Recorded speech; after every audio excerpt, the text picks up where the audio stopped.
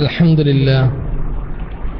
لله الواحد القهار غافر الذنب وكابر التوب نحمده ونستعينه ونؤمن به ونتوكل عليه ونعوذ بالله من شرور أنفسنا ومن سيئات أعمالنا من يهده الله فلا مضل له ومن يضلله فلا هادي له ونشهد أن لا إله إلا الله وأن محمدا عبده ورسوله أرسله بالهدى ودين الحق ليظهره على الدين كله ولو كره المشركون اللهم صل على محمد وعلى آل محمد كما صليت على إبراهيم وعلى آل إبراهيم اللهم بارك على محمد وعلى آل محمد كما باركت على إبراهيم وعلى آل إبراهيم إنك حميد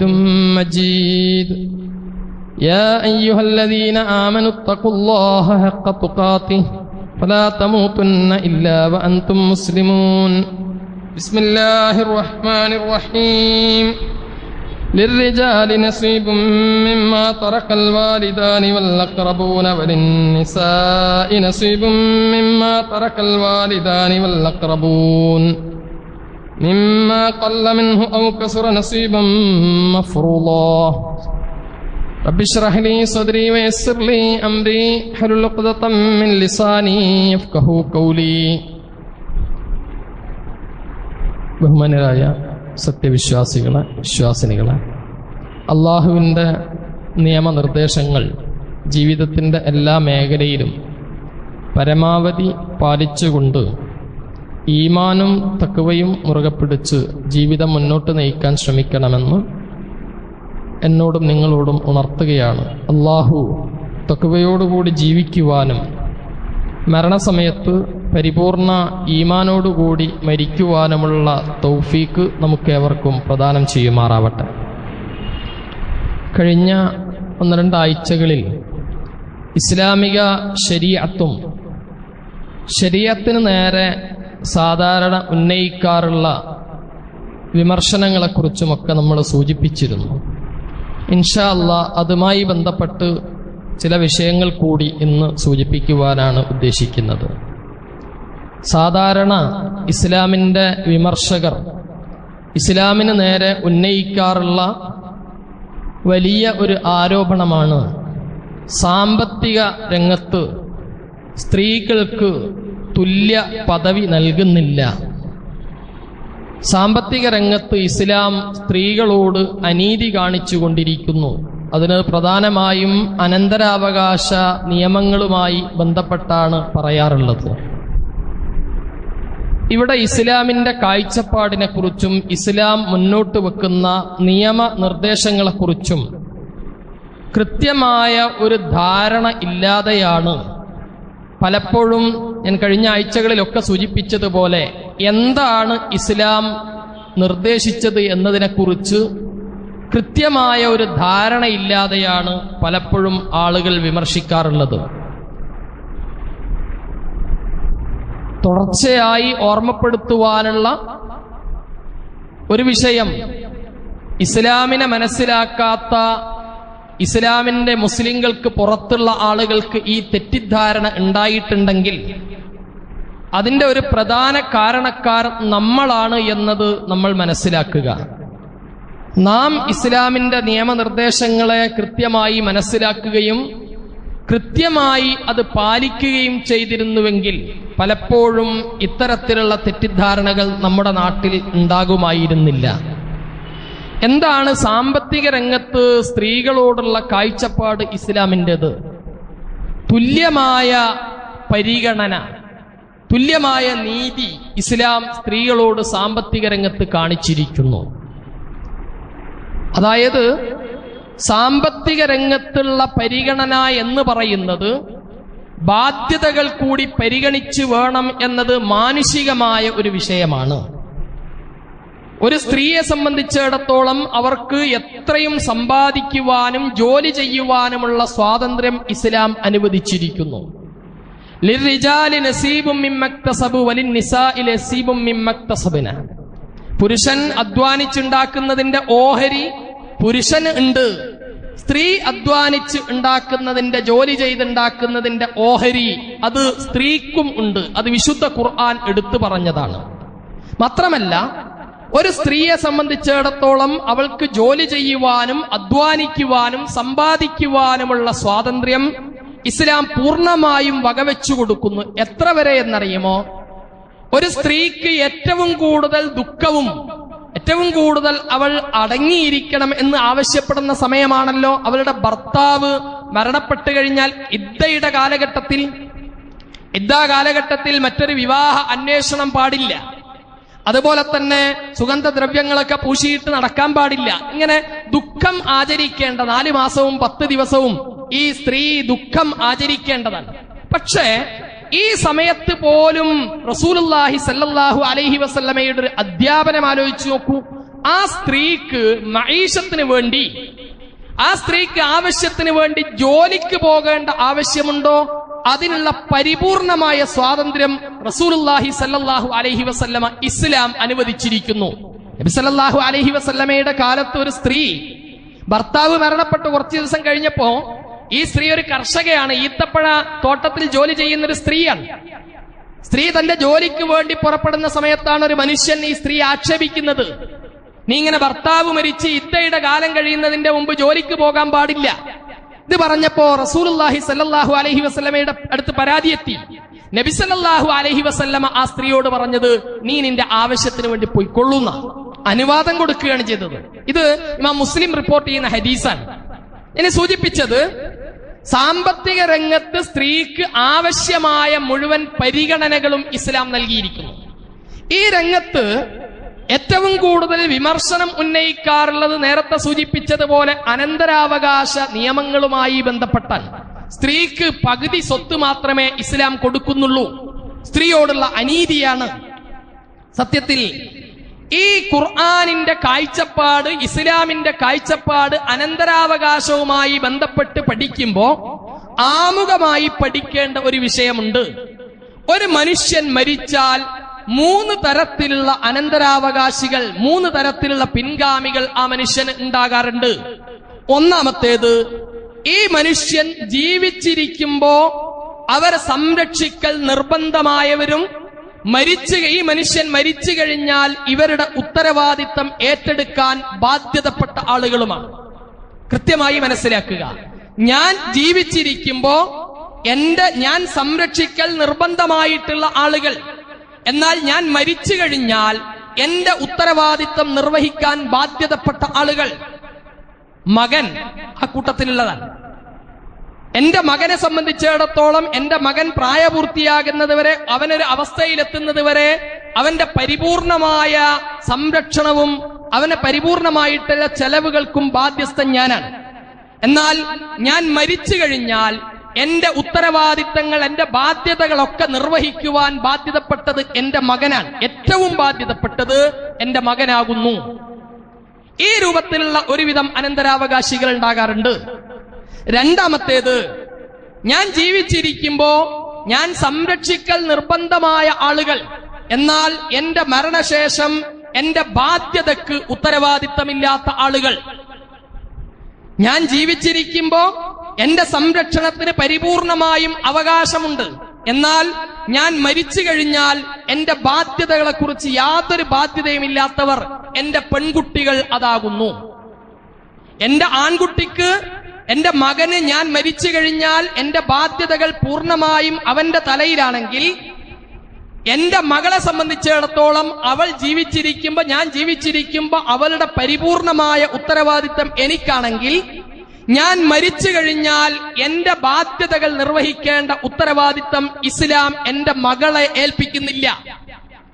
ഇനി മൂന്നാമത്തെ ഒരു വിഭാഗം കൂടിയുള്ളത്, ഞാൻ ജീവിച്ചിരിക്കുമ്പോ സംരക്ഷണത്തിന്റെ ബാധ്യത എനിക്കില്ല, എന്നാൽ ഞാൻ മരിച്ചു കഴിഞ്ഞാൽ എന്റെ ഉത്തരവാദിത്തങ്ങൾ അവരുടെ തലയിലാണ് വരുന്നത്.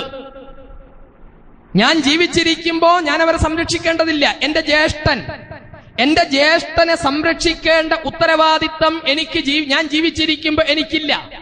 പക്ഷേ ഞാൻ മരിച്ചു കഴിഞ്ഞാൽ എന്റെ മക്കളുടെ ഉത്തരവാദിത്തം 100% എന്റെ മക്കളുടെ ഉത്തരവാദിത്തം എനിക്ക് ആൺകുട്ടികൾ ഇല്ലെങ്കിൽ, എനിക്ക് മുതിർന്ന ആൺകുട്ടികൾ ഇല്ലെങ്കിൽ എന്റെ മക്കളുടെ പരിപൂർണമായ ഉത്തരവാദിത്തം ഇസ്ലാം ഏൽപ്പിക്കുന്നത് എന്റെ ജ്യേഷ്ഠനെയും എന്റെ അനുജനെയുമാണ്.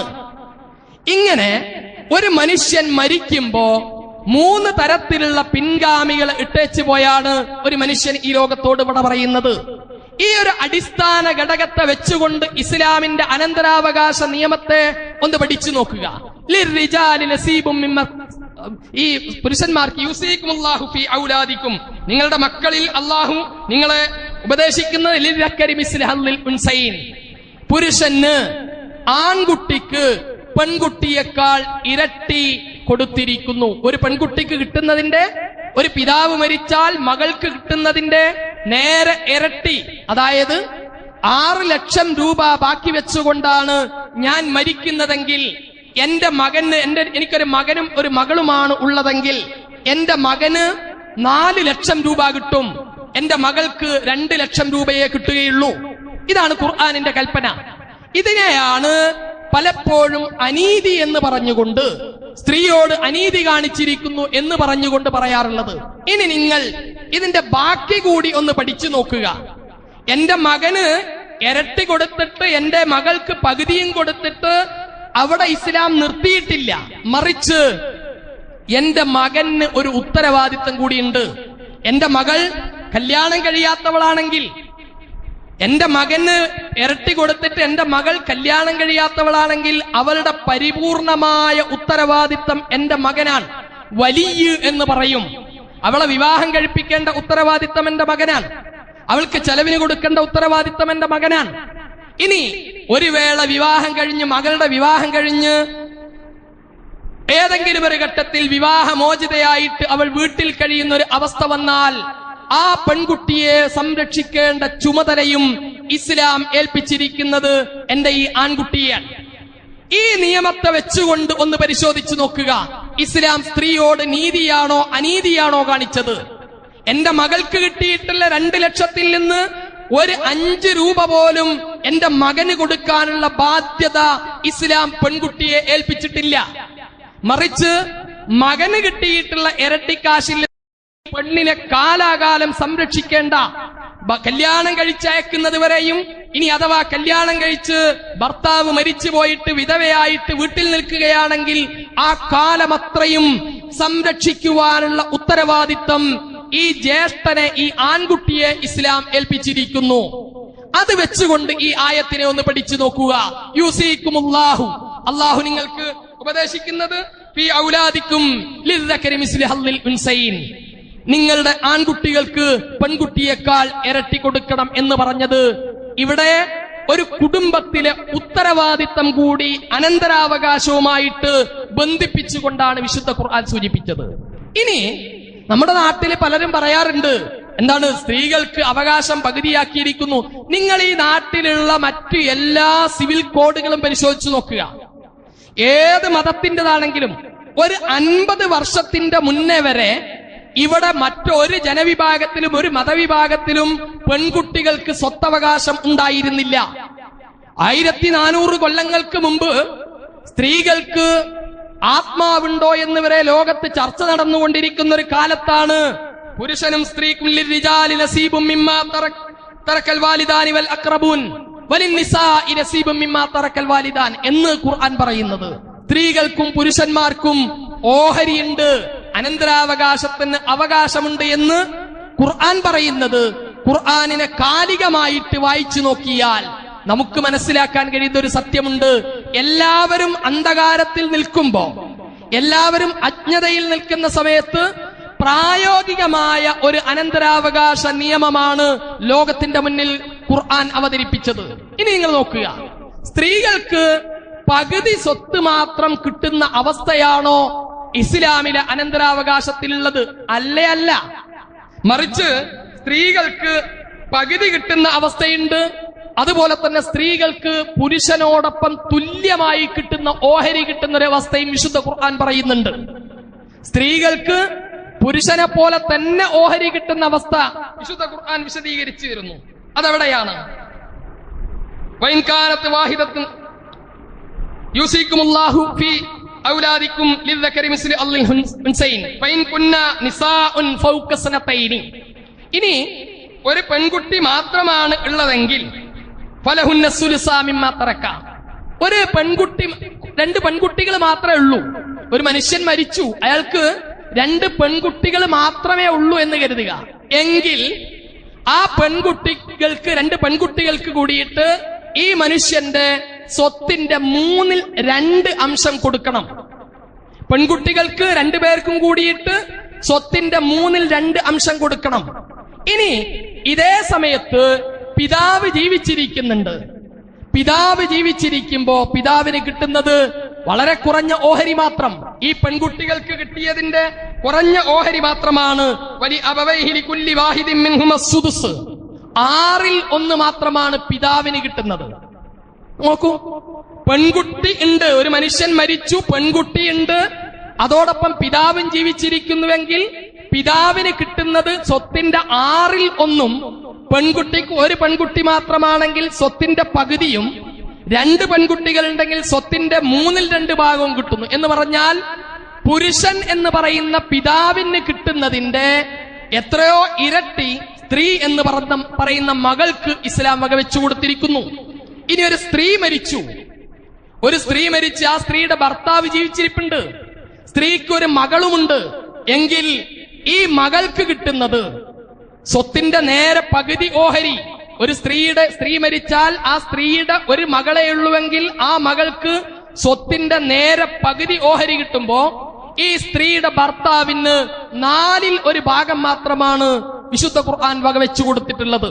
എന്നെ സൂചിപ്പിച്ചത് അതുപോലെ തന്നെ ഒരു മനുഷ്യൻ മരിച്ചു, അയാൾക്ക് മക്കളില്ല, മാതാപിതാക്കളില്ല, കലാലത്ത് എന്ന് പറയും ഇസ്ലാമിന്റെ സാങ്കേതിക ഭാഷയിൽ.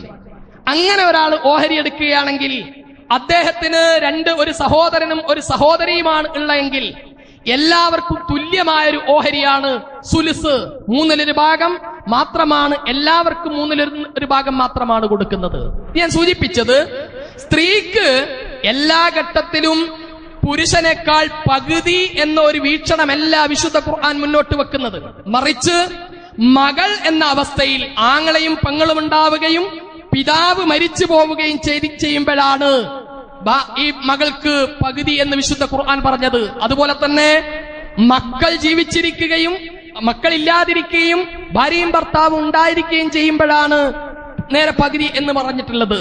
മറിച്ച് എല്ലാ ഘട്ടത്തിലും സ്ത്രീക്ക് എങ്ങനെയാണോ ആവശ്യമുള്ളത്, ഇസ്ലാം അനന്തരാവകാശത്തിന് വെച്ചിട്ടുള്ള പ്രധാനപ്പെട്ട ഒരു നിബന്ധന, 1 ബാധ്യതയുമായിട്ട് അത് ബന്ധപ്പെടുത്തിയിരിക്കുന്നു, 2 കുടുംബ ബന്ധത്തിന്റെ അടുപ്പവുമായിട്ട് ഇസ്ലാം അനന്തരാവകാശത്തെ ബന്ധപ്പെടുത്തിയിരിക്കുന്നു. എന്നെ സൂചിപ്പിച്ചത് സ്ത്രീകളെ അനന്തരാവകാശത്തിന്റെ വിഷയത്തിൽ അവഗണിച്ചു എന്നതോ അല്ലെങ്കിൽ അവരോട് അനീതി കാണിച്ചു എന്ന് മനസ്സിലാക്കുന്നതിന്റെ അപ്പുറത്ത് സ്ത്രീകൾക്ക് സംരക്ഷണം നൽകുവാനുള്ള, പരിപൂർണമായ സംരക്ഷണം നൽകുവാനുള്ള മാർഗങ്ങൾ ഇസ്ലാം ഉണ്ടാക്കിയിരിക്കുന്നു.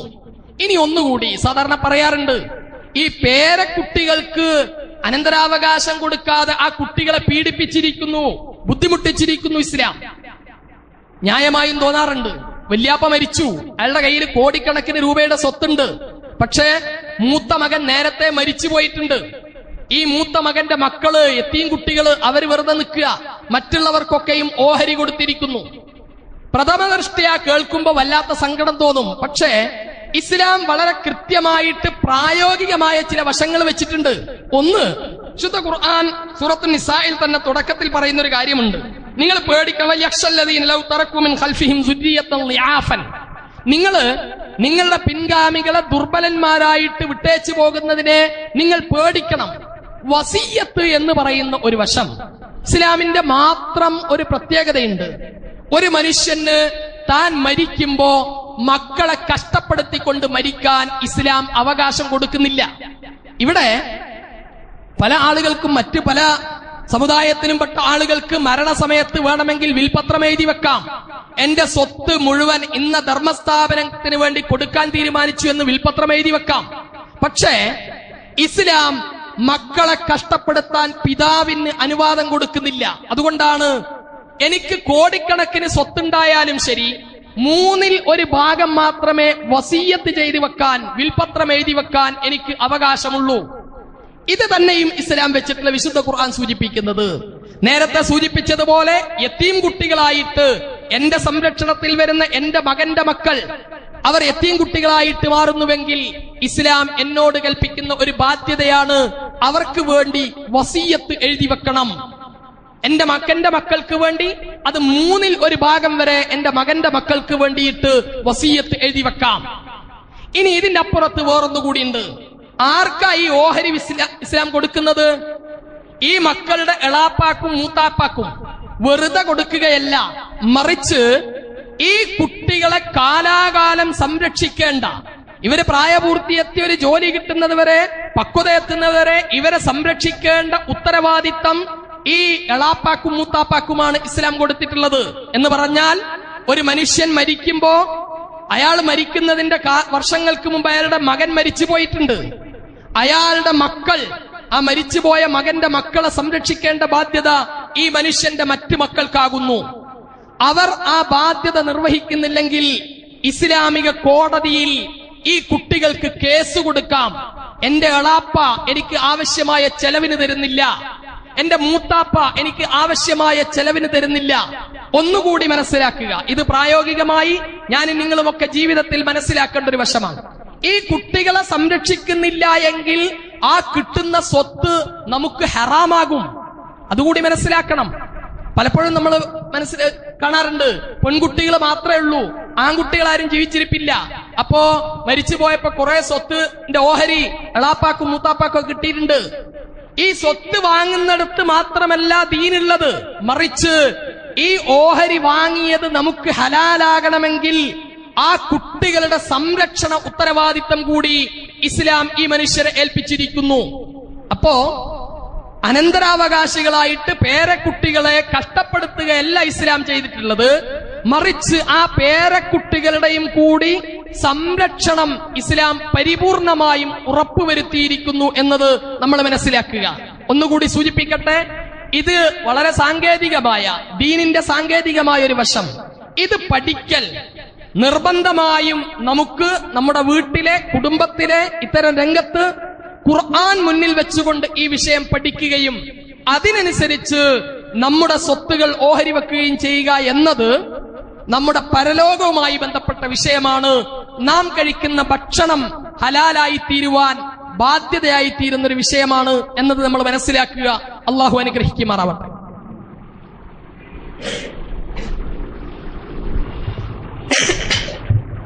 അൽഹംദുലില്ലാ الذي هدانا لهذا وما كنا لنهتدي لولا أن هدانا الله صلى الله على نبينا محمد وعلى آله وصحبه أجمعين أيها الناس أوصيكم ثانيا بتقوى الله. മാന്യ സഹോദരി സഹോദരങ്ങളെ, അള്ളാഹുവിന്റെ വിധിവിലക്കൾ അനുസരിക്കണമെന്നും തഖ്വയോടുകൂടി ജീവിതം മുന്നോട്ട് നയിക്കണമെന്നും ഒരിക്കൽ കൂടി എന്നോട് നിങ്ങളോട് ഉണർത്തുകയാണ്. അള്ളാഹു തഖ്വയോടുകൂടി ജീവിക്കുവാനും ഈമാനോടുകൂടി മരിക്കുവാനും നമ്മെ ഏവരെയും അനുഗ്രഹിക്കുമാറാവട്ടെ. കഴിഞ്ഞ 3 ആഴ്ചകളിലായിട്ട് ദീനുമായി ബന്ധപ്പെട്ട, ശരീഅത്തുമായിട്ട് ബന്ധപ്പെട്ട കുറെ വിഷയങ്ങൾ നമ്മൾ സൂചിപ്പിച്ചു. പക്ഷേ ഒരു ദുഃഖകരമായ വസ്തുത നിങ്ങളുമായി പങ്കുവെക്കട്ടെ. കഴിഞ്ഞ 2015 19,800ഓളം കേസുകൾ കേരളത്തിലെ കുടുംബ കോടതികളിൽ തലാഖുമായി ബന്ധപ്പെട്ട്, അതുപോലെ തന്നെ കുടുംബ പ്രശ്നവുമായി ബന്ധപ്പെട്ട് 19,800ഓളം കേസുകൾ രജിസ്റ്റർ ചെയ്യപ്പെട്ടു. ഇതിൽ നല്ല ഒരു ശതമാനം മുസ്ലിം സമുദായത്തിന്റെ ഇടയിൽ നിന്നുള്ളതാണ്. ഇപ്പൊ കഴിഞ്ഞ ആഴ്ച തലാഖുമായി ബന്ധപ്പെട്ട വിഷയം പറഞ്ഞപ്പോൾ കുറെ സഹോദരങ്ങൾ പല വിഷയങ്ങളുമായി ബന്ധപ്പെട്ട് വിളിച്ചു. ഞാനിത് സൂചിപ്പിക്കുന്നത്, എന്റെ മുന്നിലിരിക്കുന്ന ഈ പള്ളിയിൽ വരുന്ന കുറെ സഹോദരങ്ങളുണ്ട്, സമുദായത്തിന് വലിയ സ്വാധീനം ചെലുത്താൻ കഴിയുന്ന സഹോദരങ്ങൾ. പ്രിയപ്പെട്ട സഹോദരങ്ങളെ, പർദ്ദയിട്ട, അതുപോലെ തന്നെ ഇസ്ലാമിക വേഷം ധരിച്ച സഹോദരിമാർ കോടതി വരാന്തകളിൽ കയറിയിറങ്ങുന്ന ഒരു അവസ്ഥ ഈ സമുദായത്തിന് എത്രമാത്രം ഗുണം ചെയ്യും എന്നത് നമ്മൾ ആലോചിക്കണം. പാർട്ടി ഓഫീസുകളിൽ മുസ്ലിങ്ങളുടെ കുടുംബ പ്രശ്നങ്ങൾ പരിഹരിക്കാൻ വേണ്ടി തർക്കം കൂടുന്നൊരവസ്ഥ, ഇതെത്രമാത്രം ദയനീയമാണ്. ഇവിടെയാണ് മഹല്ലുകൾ, മുസ്ലിം സമുദായത്തിന്റെ സ്വാധീനം ചെലുത്താൻ കഴിയുന്ന നേതാക്കൾ, നിങ്ങൾ ഉണരേണ്ടത് തീർച്ചയാണ് നാളെ അള്ളാഹുവിന്റെ കോടതിയിൽ നിങ്ങൾ ഇതിന് മറുപടി പറയേണ്ടി വരും. എന്താണ് ഈ വിഷയം ഇങ്ങനെ ആവാൻ കാരണം? മുസ്ലിം സമുദായത്തിൽ ഇത്തരം പ്രശ്നങ്ങൾ പരിഹരിക്കുവാനുള്ള ഒരു മാർഗങ്ങൾ ഇല്ല. ഒരു ഭാര്യയും ഭർത്താവും തമ്മിൽ തെറ്റിയാൽ അവർക്കൊരു കൗൺസിലിംഗ് കൊടുക്കാൻ നമ്മൾ അറിയുമോ? ഈ പള്ളി എന്ന് പറയുന്നത് 5 നേരം വന്ന് നിസ്കരിച്ച് ഖുർആൻ ഓതിയിട്ട് പോകാനുള്ള സ്ഥലമല്ല പള്ളി. ഇസ്ലാമിന്റെ സാംസ്കാരിക കേന്ദ്രമാണ് പള്ളി. നമ്മുടെ പള്ളികളോടനുബന്ധിച്ച് വേണം ഒരു counselling centre, family counselling centre എന്ന് പറയുന്നത്. നമ്മൾ വിചാരിക്കും ഈ സമുദായത്തിൽ ആർക്കും പ്രശ്നമില്ല. നിങ്ങൾ സ്വകാര്യം ചോദിച്ചു നോക്കൂ, 100 കണക്കിന് കുടുംബങ്ങളിൽ നീറുന്ന പ്രശ്നങ്ങൾ, ഇതൊന്ന് പരിഹരിക്കാൻ, ഇതൊന്ന് പറയാൻ ആളില്ലാത്തൊരവസ്ഥ. പ്രിയപ്പെട്ടവരെ, പള്ളിയിൽ വന്നാലോ, നമ്മളെ നാട്ടിൽ പലപ്പോഴും പള്ളിയിൽ വന്നാൽ മലയാളം സംസാരിക്കാൻ പോലും അറിയാത്ത ഇമാമുമാരാ പല പള്ളിയിലുള്ളത്. ഇതെവിടെയാ പോയിട്ട് പറയാ? പാർട്ടി ഓഫീസുകളിലും കോടതി വരാന്തകളിലും പോലീസ് സ്റ്റേഷനുകളിലും ഈ മുസ്ലിം സഹോദരിമാർ, മുസ്ലിം സുഹൃത്തുക്കൾ ഈ കുടുംബ പ്രശ്നവുമായിട്ട് പോകുന്നത് ഇതിനേക്കാളും വലിയ നാണക്കേട് എന്താ ഉള്ളത്? അതുകൊണ്ട് ഈ പള്ളിയിൽ ഒരുമിച്ച് കൂടിയിട്ടുള്ള സഹോദരങ്ങളിൽ ആരെങ്കിലും ഉണ്ടെങ്കിൽ, സാമ്പത്തികമായ ശേഷിയുള്ള സമുദായത്തിൽ സ്വാധീനം ചെലുത്താൻ കഴിയുന്ന സഹോദരങ്ങൾ ഉണ്ടെങ്കിൽ നിങ്ങൾ മുൻകൈയെടുക്കുക. നമ്മുടെ ഗ്രാമങ്ങളിൽ, നമ്മുടെ പള്ളികളോടനുബന്ധിച്ച് മുസ്ലിം ഫാമിലി കൗൺസിലിംഗ് സെന്ററുകൾ അത് സ്ഥാപിക്കുക. അതിനുള്ള മുൻകൈയെടുക്കല് ഒരു ജിഹാദ് എന്ന നിലയിൽ, അള്ളാഹുവിന്റെ മാർഗത്തിലുള്ള ഒരു പടയോട്ടം എന്ന നിലയിൽ, ഒരു മെനക്കെടൽ എന്ന നിലയിൽ അതിന് മുൻകൈയെടുക്കണമെന്ന് അഭ്യർത്ഥിക്കുകയാണ്. പ്രത്യേകിച്ച് ടൗൺ പ്രദേശത്തൊക്കെ ഇത് അത്യാവശ്യമാണ് എന്നത് പ്രത്യേകം ഉണർത്തുകയാണ്. മറ്റൊരു കാര്യം കൂടി സൂചിപ്പിക്കാനുള്ളത്, ഇന്ന് ദുഃഖവെള്ളിയാണ്. അതിന്റെ പിന്നിലെ കഥയൊക്കെ നമുക്കറിയാം. യേശുക്രിസ്തു ലോകത്തുള്ള മുഴുവൻ മനുഷ്യരുടെയും പാപഭാരം ഏറ്റെടുത്തുകൊണ്ട് കുരിശിൽ തറക്കപ്പെട്ടതുമായി, അതിന്റെ ഓർമ്മയുമായി ബന്ധപ്പെട്ടത് മറ്റൊരു മതവുമായി ബന്ധപ്പെട്ടതാണ്. അതിന്റെ സത്യാസത്യങ്ങൾ സംസാരിക്കേണ്ടത് അവരുമായിട്ടാണ്. പക്ഷേ ഇവിടെ ഞാനിത് സൂചിപ്പിക്കുന്നത്, ഇതേ വിശ്വാസം മുസ്ലിം സമുദായത്തിലേക്ക് ഇന്ന് കടത്തിക്കൂട്ടിക്കൊണ്ടിരിക്കുന്നു. കുറെ കാലമായി തുടങ്ങിയിട്ട് ഇപ്പോഴത് വളരെ ശക്തമായി വന്നിരിക്കുന്നു. അതാണ്, എന്റെ മുരീദുകൾ നല്ലവരല്ലേലും എപ്പോഴും നല്ലവൻ ഞാനെന്ന് ചൊന്നോവർ എന്ന് പറഞ്ഞുകൊണ്ട് സൂഫിസത്തിന്റെ പുതിയ പുതിയ വശങ്ങൾ നമ്മുടെ നാട്ടിലേക്ക് കടന്നുകൊണ്ടിരിക്കുകയാണ്. അള്ളാഹുവുമായിട്ടുള്ള മനുഷ്യന്റെ ബന്ധം വിച്ഛേദിച്ച് അള്ളാഹുവിന്റെ ഔലിയാക്കന്മാരുമായിട്ടും സൂഫികളുമായിട്ടും അതുപോലെയുള്ള ബന്ധങ്ങൾ നമ്മുടെ നാട്ടിലേക്ക് കടന്നു വന്നുകൊണ്ടിരിക്കുന്നു. ഇസ്ലാമിന്റെ ഒരു കാഴ്ചപ്പാടുണ്ട്, ഒരു മനുഷ്യനും അവനവൻ അധ്വാനിച്ചതല്ലാതെ മറ്റൊന്നും ഉണ്ടാവുകയില്ല. ഒരാളുടെയും പാപഭാരം മറ്റൊരാൾ ഏറ്റെടുക്കുകയില്ല എന്നത് ഇസ്ലാമിന്റെ തൗഹീദിന്റെ അടിസ്ഥാനപരമായ വിഷയമാണ്. പക്ഷെ ഇവിടെ പലപ്പോഴും നമ്മൾ ആ നാടിലേക്ക്, ആളുകളിലേക്ക് കടത്തിക്കൊണ്ടുവരാൻ ശ്രമിക്കുന്നത് ഇത്തരത്തിലുള്ള അള്ളാഹുവിൽ നിന്ന് വിട്ട് മറ്റു പലരിലേക്കും പോകുന്ന ഒരു വിഷയങ്ങളാണ്. പക്ഷെ വരുന്ന ആഴ്ചകളിൽ നമുക്ക് സൂചിപ്പിക്കാം.